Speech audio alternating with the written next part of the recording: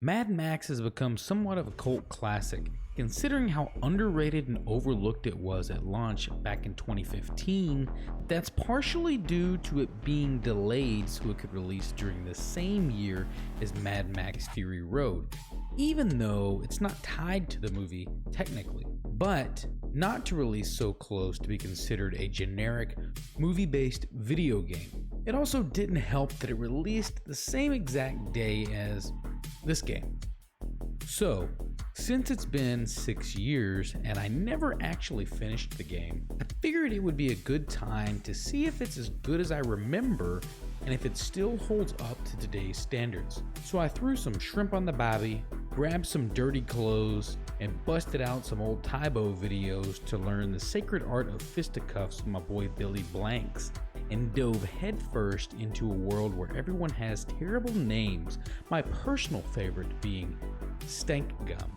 As we meet our protagonist, mildly irritated Max, he's being chased by some locals whom seem to be after the black stallion that is our car, while Max on the other hand is looking for that sweet liquid nectar, that nectar being fuel needed to carry us across the plains of silence. But before that dream can be realized, Max is captured by Scarborough Scrotus's men. Beat to hell, car stolen and left for dead. Max chokes on desert sand just in time to climb aboard Scrotum's land mover in an attempt to get back the midnight train. Clearly dehydrated and tripping, Max decides to take on the Scrotster and his lapdog, Mano y Mano. After a subpar performance, Scrotus has his dog play fetch with the sand before busting out his Dead Rising 2 style chainsaw polearm. I put my Tybo skills to good use before he tried to pump and dump me with my own gun. Trying to return the favor, I used his own weapon against him. He decided to toss me from the side of the land mover, where our adventure would truly begin.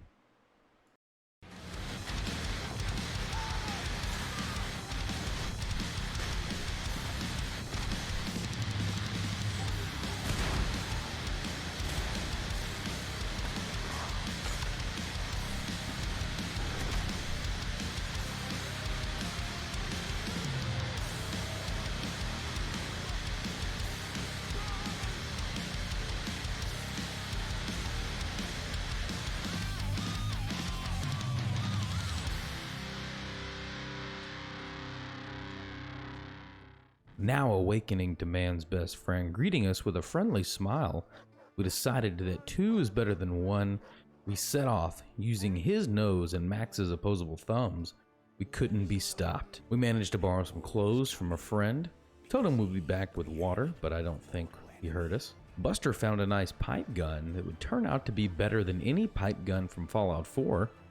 Not too long into our adventure, we were able to discover some sandy water, which was better than no water, so we decided to take it. Suddenly I came across Ephialtes, who was about to turn our dog into tonight's supper. That ain't for eating. Old Chum Bucket agreed to help with our car if we helped with his. But you never work on an empty stomach, so we had some expired pedigree before continuing. Then I tested out our pipe gun and exchanged pleasantries with some locals. After gathering what we needed, from there we headed to Makeout Point, where Chum whipped out his big binoculars, showed me where our neighbors kept Black Beauty.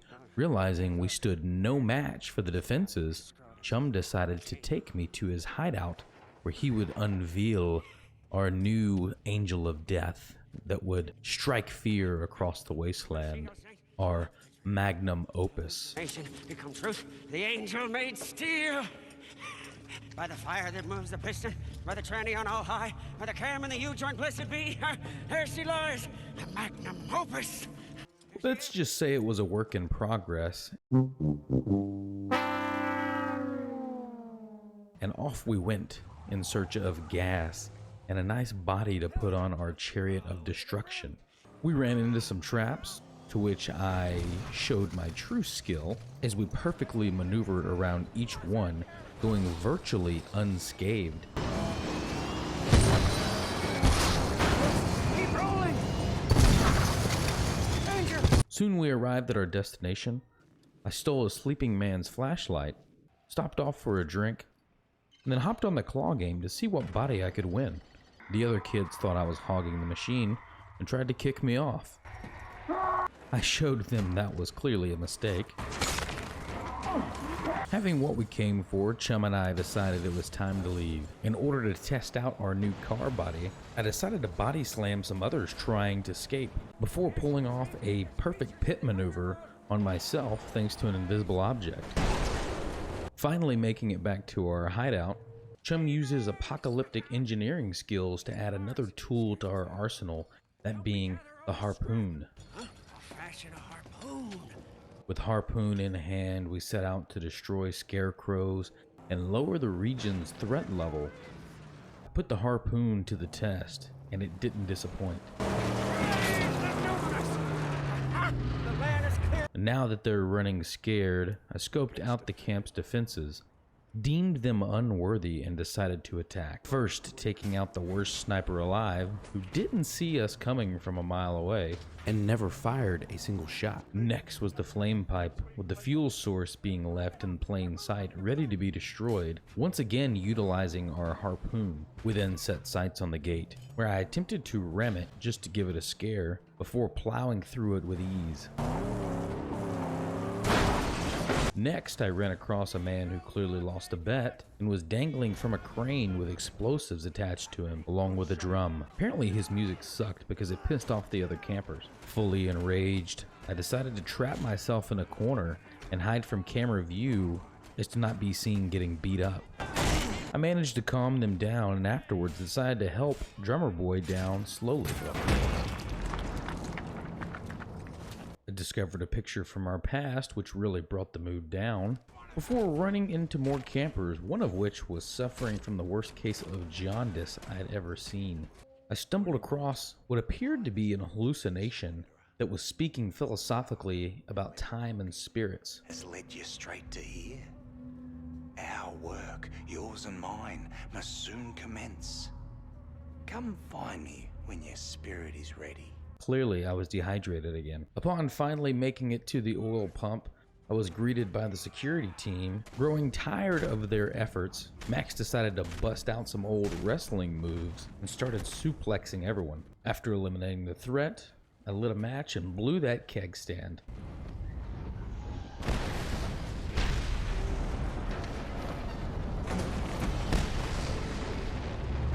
Although the car was gone, we had at least taken control of the region. Before moving on, I decided to meet up with our hallucination to hear him out.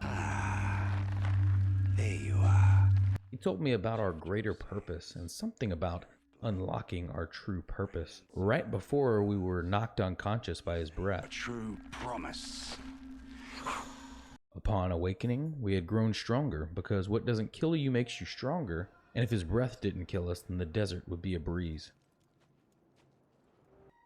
I signaled for a hitch a ride and went back to our hideout. After learning that Chum had only installed a V6, things got a little heated because men drive V8s, but we must go to Gastown first in order to attain one. What did I tell you? V8, not V6. While planning our trip, we were greeted by some visitors seeking revenge for taking their camp. Wait, it's my tabernacle!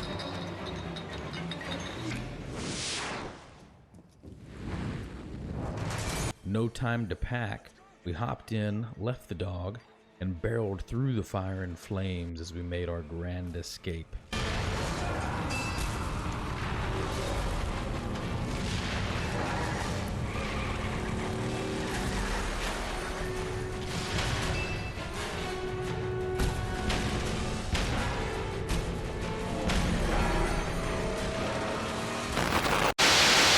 Next time on Mad Max. This land is about to be scorched by Gastown wrath. Our weapons won't do. I need powder. Black, deadly, and smoky. Once you had everything.